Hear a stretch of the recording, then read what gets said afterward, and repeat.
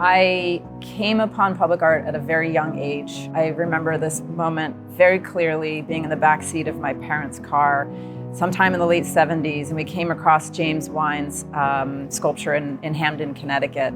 And there were cars in our parking lot where we got our groceries covered in asphalt. And that's when I started to understand that art in public space can spark conversation and then start to spark change. What it means to me to be able to do something across the city is to give people that invitation and try and make it as easy as possible to get outside of a comfort zone. I'm gonna leave my downtown neighborhood and go to a different one. I'm gonna leave this area and experience something new. So I started this organization out of frustration for both the lack of really respect for local artists, but also the lack of large-scale public art in the city. This hasn't been done.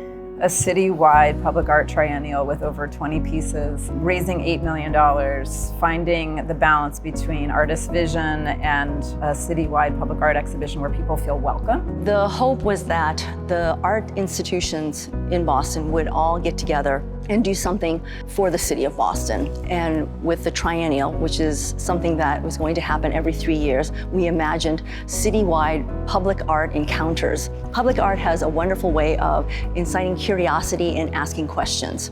And I think all the pieces in the Boston Public Art Triennial do that. Public art is important because it dispels the myth that art is a plaything only for the rich.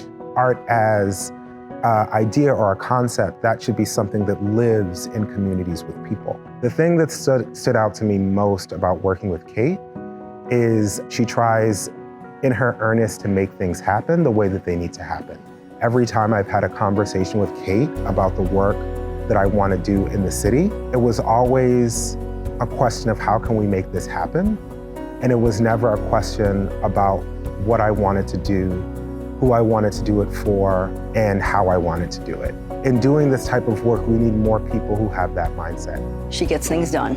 She is the epitome of plays well with everyone. She is kind, she listens, she shares, and then she takes in all of the inputs that she's heard to create something collectively that's good for all of us. Prior to this year, the words Boston Public Art Triennial would not have meant anything to anyone. And thanks to Kate Gilbert, we now have an understanding what that is, what it can be, what it can do. And for that, I think she's a worthy candidate for the MassArt Common Good Award.